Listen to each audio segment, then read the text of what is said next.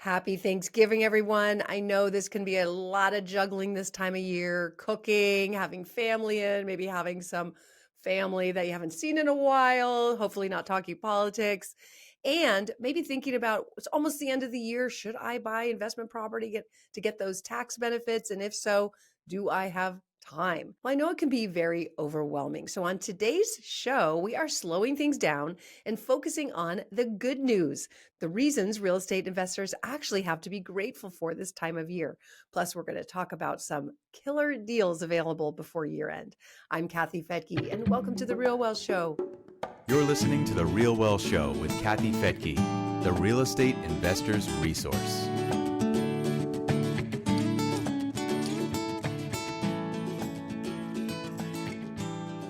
Joining me today is Real Wealth investment counselor and director of real estate, Leah. We're diving into what's shifting in the housing market and the economy and why those changes are giving investors actually something to smile about. And like I said, we're also going to talk about the special end of the year opportunities that we've been able to negotiate at Real Wealth. So definitely stay till the end. You will be impressed. I know you will. And if this conversation sparks ideas or you want to explore our latest investor deals, just head over to realwealth.com/deals. That's realwealth.com/deals to be the first to see what's available. They will go quickly. All right, Leah, welcome to the Real Wealth Show. Thanks. Good to be back again. Well, I love this time of year. It's a time we can kind of slow down and think about what we're thankful for. We're reminded of that. And I got to say, I think thankfulness is probably the most powerful emotion. Yeah, what are you thankful for? Well, I've just been reflecting a lot on what was maybe a challenging year for a lot of people and Yeah. really feeling a special sense of gratitude about just the ability to be investing under these circumstances. What a Yeah. gift that is to be able to allocate funds and time and energy towards a wealth building strategy. That's a lot of people don't have that luxury. Yeah, I agree. Somebody said once, if you're thankful, you can't be angry or complaining, so it shifts you into a different mindset. And I had that kind of shift when we're going through an eviction. It's really difficult. It's somebody I know and we don't want to do it, but it's also like 5 or 6 months behind. So we can't cover things forever. And I just thought, this stinks and I feel so bad. But then it was like, I'm also thankful to be in the position I'm in where I'd let her stay for 6 months without paying, and hopefully helping her get on her feet. So anyway, you can always flip things around when you look for things we're thankful for. So in the bigger picture with the US economy, what are some things we can be thankful for? Well, I think the obvious one is the Fed is finally lowering rates, and interest rates are almost 2% lower than they were at their peak when it was very difficult to make numbers work on investments. I mean, very few deals were penciling with almost 8% interest rates. Now in the low sixes, deals suddenly work again, and we can get pretty good cash flow. Yes, totally. Yep. And it's really showing. I follow Logan Motoshami from Housing Wire. I'm sure you do too. And he's always looking at the weekly stats. And just over the last couple of weeks, they've seen pending sales increase, which is sort of obvious. As soon as rates go down, a lot more people can cross the line. They're able to afford. So many people are just kind of waiting for that moment. Wages have to go up or rates have to go down. And when one of those things happen, then you're going to see a few thousand more people be able to step into home ownership. So that's what we've been seeing. And I think even at Real Wealth, investors kind of flocking back in. It seems like we have a lot more people buying. And maybe it's Yeah. because it's close to the end of the year and there's deals to be had. Oh, for sure. I've noticed an uptick. And certainly in the number of people that are maybe considering doing 1031 exchanges, maybe that was off the table for them previously because they didn't want to exchange into higher rates. Now they're seeing a little bit less of a spread in what they can exchange into. So yeah, I've noticed an uptick as well. So that's on mortgage rates. And we also saw the Fed cut rates a little bit. So how is that impacting, at least what you're seeing in the investors that you talk to at Real Wealth? I feel like more than anything, it's probably affecting sentiment, right? Mm-hmm. It's people emotionally feeling a little more confident in where our economy might be heading. Yeah, I agree, which is kind of counterintuitive because usually when the Fed is cutting rates, it's It's to stimulate the economy. And it's usually for not good reasons that they're cutting rates. But I think in this case, it's just that they're not so worried about inflation. So definitely a positive thing, and making borrowing costs more affordable in adjustable rate mortgages. So multifamily, any kind of commercial real estate, anything over 5 units is getting a little bit more affordable, which of course is one of the reasons why we launched our multifamily fund. If people want to find out about that, you could just go to realwealth.com and click on the invest tab, and you'll see our current syndications. But the timing is great to be kind of dipping your toe back into commercial real estate if you're interested in those over 5 units. Do you see very many of our members at Real Wealth looking for multifamily? Yeah, there's a pretty good demand of multifamily. I mean, our investors are always looking for usually 4 units or smaller so they can leverage the conventional loan. Mm-hmm. But people love the economies of scale of multifamily. People are trying to maximize those conventional loan spots, so they want to get as many doors as they can. So yeah, we have a good amount. I wouldn't say that I've noticed a particular surge in interest in multifamily, yet, but that interest is definitely there. Well, I would say some good news, and something I'm thankful for, is a little bit more stability. At least that's what seems to be on the table for 2026. What have you heard about, or what have you seen about real estate stabilizing? Yeah, I mean, we had some markets where, in 2021 and 2022, we saw ridiculous run-ups, right? 15, 20% year over year in rent increases and in appreciation. And, those are great, if you've already bought into the market, but we all know they're not really healthy for a housing market long term. They're Yeah. certainly not good for renters who are struggling to keep up with those prices. So, we've seen a lot of returning to the trend line, where it should have been with good, stable growth. And so I think that stability is good for us long term. And we've definitely seen a real normalization in both rent and in home price. Yeah, so many people forget that run up happened really across the country, but some markets way more. Like I think Austin was up 40%. And I don't know, Tampa and Jacksonville. And so people think, oh, wow, there's really some problems in those markets now because there's so much inventory and prices are coming down. They're not coming down anywhere close to how much they went up. They're Right. probably coming down to where they would have been had we had a normal stabilized market. Would you agree? Oh, exactly. I point that out to investors who, are fearful of. We still do a lot of deals in Florida. We're still a fan of Florida long term, but that's exactly the story. People look at it and see, oh, prices are coming down. I don't want to catch a falling knife. And I have to remind them, let's zoom out. Let's look at the long term trend line. Yeah. Actually, there's still a lot of strong indicators that this is a good market to continue to be investing in. And really looking at it from the other lens, from the investor lens, it means, wouldn't you rather buy when there's more inventory and less competition than when everybody is fighting for the same property and driving prices up? Like this is the time to buy. And those are still markets with great fundamentals. It's just that they skipped the line a little bit. Like during the race, if this were a marathon, some markets just like already ran to the finish line, got there first. They got all their appreciation for years ahead, and they're just waiting for everybody to catch up. But they're not crashing by any means. These are still very strong markets. Right. People have got to appreciate and be grateful for that, the dynamic that they're entering as a buyer. When I was buying property in Florida in 2021 and 2022, it was nuts. We were Yeah. waiving, contingencies. We were, paying huge down payments to have somebody go build a house for us. They didn't even have the permits for the lot yet. I mean, we were taking all kinds of risks, just clamoring over inventory that we could get our hands on in Florida at that time. Today, it couldn't be more different, right? Deals are already built. Oftentimes they're already tenanted. Builders are throwing in all kinds of concessions, which I know we'll Yeah. get to in a little bit. But I mean, I'm really grateful as an investor to be purchasing in that environment as opposed to the frenzy that was a couple years ago. Yeah. In my last housing forecast that I gave just a couple of weeks ago, one of the things that I shared was the blue chip economists' predictions for 2026 and beyond. And that's like 40 economists from huge companies who, are tasked with trying to figure out what's next. And the consensus is that rates will kind of hover where they are. There's not going to be any massive changes, that home prices are probably going to increase, I don't know, 2 or 3%, nothing massive. And unemployment, there's been a lot of fear that there's going to be increased unemployment. These blue chip economists say unemployment's going to maybe tick up just slightly to 4.5%, but nothing out of range. It's actually closer to the Fed target. And finally, that inflation will kind of hover where it is. So that sounds to me like, yay, we can make better decisions when we don't have these wild ups and downs. We'll just be coasting. Right. Sounds like a gift to me. Predictability. Predictability, yes. So still one of the biggest challenges is affordability, whether people are trying to buy a house or rent one.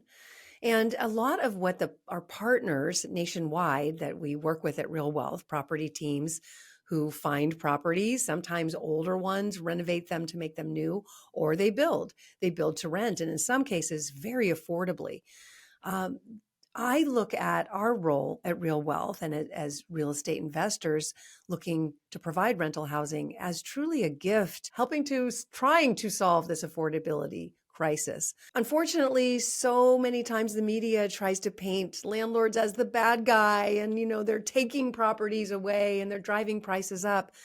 And I don't see it that way. You tell me how you see it. Yeah, this is where I really try to remind investors that I speak to about, the role that we play as investors, providing quality housing to real families that can't maybe afford to buy. I take a lot of pride in that as an investor. It roots kind of what we do in a heart. We talk a lot at Real Wealth about conscious capitalism, right? We love capitalism. We love the wealth that capitalism can create, but we want it to have a soul. We want it to stay connected to what people actually need. And you're right. People need affordable, quality homes to live and to rent. Yeah. And we can provide that. That's something I'm so proud of with Real Wealth is that we found teams across the country who are able to do that. A first-time home buyer isn't going to be able to buy some of these homes because our teams are able to find older homes that maybe don't have kitchens or they've got mold or issues that would not be financeable. But when an investor comes in and goes and cleans that house up and fixes it up and makes it rent ready, makes it clean, affordable housing, that is the solution. So I am proud of what we've done at Real Wealth and what our teams have done and how many investors and members of Real Wealth have gotten on the bandwagon to invest their money in what is needed most today, which is affordable housing. Yeah, our teams are seeing this trend of, growth and scarcity, these kind of polarizing energies at play in some of these smaller markets that many of our teams operate in, where a lot of people are relocating to these areas because they're affordable. They want to bring down their living expense. Mm-hmm. But there's not a lot of nice new homes in these areas because they're small, because they're affordable. And so we're seeing that there is a lot of opportunity for people who can come into these markets and create some housing. And then there's great opportunity for investors, obviously, to make some profit in meeting that need in that market.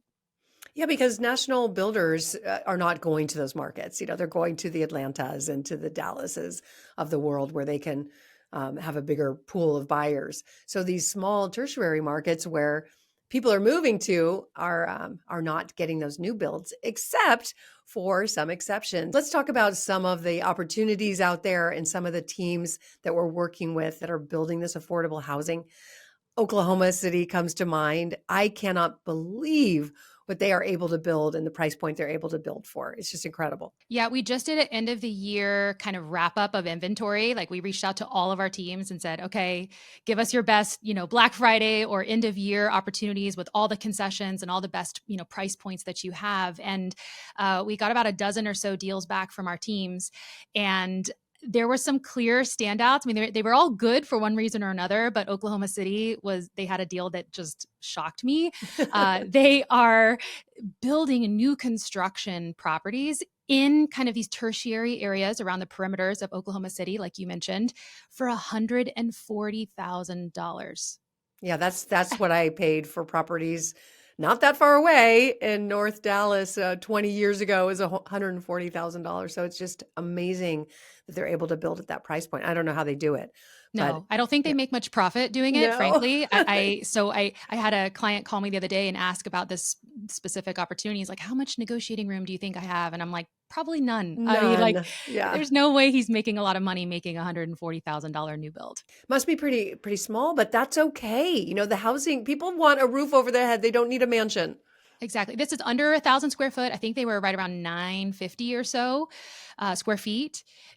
They have some that are already rented. So again, it's just there's such a need for cute, nice homes that are Yeah. very affordable. And honestly, when you get a small house like that, I think they're 2-bedroom little garden style homes. You're probably renting to a couple or a single Mhm. person, who's going to live pretty light on the property. So, yeah, that deal definitely stood out to us. As if the price point wasn't enticing enough, they're also offering free property management on that purchase for the Wow. first year that you own it. And they're throwing in a 1% seller paid closing credit. So you can use that to buy down your rate more or to just offset closing cost. Incredible. Again, this is just an amazing time to negotiate with builders. So awesome. I think we actually had him on the Real Wealth show recently, and he said there's higher price points if you want to be in, an A-class neighborhood with A-class schools. I'm assuming the $140,000 property is maybe not in the A-class neighborhood. Yeah, I would say that the least expensive ones probably put you in a C plus B minus area, but they do have some A class inventory. In fact, I had a client who just recently closed on a property in the best school district of the Oklahoma City MSA. He bought it for around 325,000, and his appraisal actually came back with $35,000 of equity in the purchase. So there's a range that this team obviously offers, but eye catching deals all over the place for one reason or another. Yeah, a lot of people think that you're just paying retail when you buy new, and it's not always the case. I mean, obviously sometimes maybe even over retail, but in many cases you're getting it under value. And for an investor investing out of state, to me, there's just nothing more comfortable, I guess you could say, that gives more confidence than buying a new home. There's so little you're going to have to worry about for a long time in most cases. And usually there's a builder warranty for a period of time. Right. Yeah, love new homes. I think it's just so much easier to manage. You know what? Your tenants love them too. It's a little bit easier to attract tenants with a brand new property. All right, what other kind of deals? Palm Coast. I hear there's some good deals there. Yeah. So, we were just alluding to a little earlier about, Florida experienced this kind of incredible run up over the last couple years. They've now experienced a little bit of softening or moderating back to the trend line. And so we are seeing incredible builder concessions from the builder that we work with in across the state of Florida. But specifically, he had a deal in Palm Coast that we featured that was priced right around $300,000. They're offering an incredible interest rate. They're doing a 3.5% interest rate with no Wow. points. So it doesn't cost Oh you my anything. gosh, that's amazing. Yeah, pretty incredible. And then they're doing 2 years of free property management. The particular deal that they shared with us is actually already tenanted. So a tenant's in place, it's already cash flowing from day one. This is the kind of deal that stands out to me for investors who are trying to squeeze in their buzzer beater deal before year end, right? The downside of closing on a deal right at the end of the year is it's harder to lease up homes typically at year end over the holidays. Who wants to move over Christmas? So this particular deal, the fact that it's already leased up allows you to close on it right away and immediately have it cash flowing. Yeah, Rich and I bought a lot of our new homes during December, and surprisingly, we were able to rent them. I know that's counterintuitive, and people don't generally want to move during Christmas, but you also have 2 weeks off. So for some people, it actually works out well if you're going to put your kids in a different school system or you're going to move. You got those 2 weeks over the holidays, and not as bad a time. But I don't know. Anyway. there's All right. always some reason that someone's relocating, right? Yeah. Yeah. Yeah, and in some cases you're just forced to, or your lease was up, so you're ready to move. And we've been tipped off a little bit by our team in Florida that works with this particular builder. We know that he's highly motivated to close inventory by the end of the year. He wants it off his books. And so the team has actually I hope I can share this information, but he's actually let us know that clients Real Wealth clients that he's worked with have actually submitted offers about $20,000 below the marketed list price of these homes, and they're being accepted. So we think Mm. there might even be some additional negotiating room on some of these deals with our team. Ooh, I like that, and that almost never happens. Most of these teams will never ever negotiate. This is the price. They've already discounted it. So that is amazing news. Good to know. And so great for somebody doing a 1031 exchange because these homes are already built, right? Oh, exactly. Yeah, Yeah. easy plug and play. Yeah, because so often people want to 1031 into a new property, but if it's not built yet, that's just a little too risky because what if the timeline doesn't work out? That could be pretty, well, we've been through that before, right? If your home is not finished, you're at risk of meeting your deadline. So buying a new home that's finished is a huge bonus. And then one last deal that caught our eye was an opportunity in Dallas or North Texas. We've worked with the same team in that area for over a decade, maybe getting close to 2 decades now. If you've listened to the Real Wealth show, you have heard us talk about how much we love the growth that's happening in far North Dallas. Mhm. And so this team has a deal. A lot of their inventory is actually also new construction. So you're buying it, directly from the builder, but they have a deal that's what we call a rental resale. So this means it was already sold to an owner and that owner's reselling it. And this particular one is a fully occupied duplex built within the last 3 years, already cash flowing. The cash flow on this one was surprisingly awesome. I've got to say, this one again was three-dimensional to me when I was looking at it. And the team is also offering a year of free property management. Well, gosh, if no one picks that up, then I might be making that phone call. Yeah, we know you're a fan of this area, Kathy. I do. It just won't stop. The growth in Dallas won't stop. I thought 20 years ago we'd have a 5-10 year run, but it just keeps going. Yeah. Okay. Well, So any other tips for our listeners who are, looking at the year end and thinking, I should probably do something? yeah, you're not alone in thinking that. Again, we did that roundup where we've got 12 different deals that are all currently available. They can all close before the end of the year. All of them are sweet and juicy, like the ones we just talked about. We've got them up on our website so you can take a look at them. Go to realwealth.com/deals and you can see all 12 performas. You can see photos of these properties, and then you can find out how to connect with the Real Wealth property team who can help you buy it. Love it.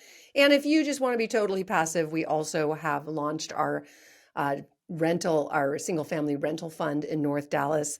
If you are an accredited investor, all you have to do is invest your money. You don't have to get on the loan. You don't have to negotiate. You don't have to do anything. You just invest in our fund and we do all that for you. And you can find that information also at realwealth.com. But for these juicy deals, realwealth.com/deals.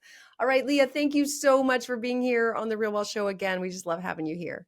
Yes, thanks. We'll see you next time. Thank you all for joining me here on the Real Wealth Show, and we will see you next time.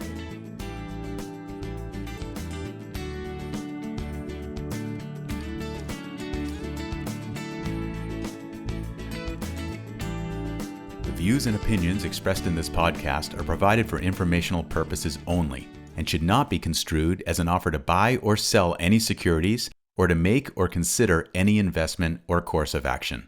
For more information, go to realwealthshow.com.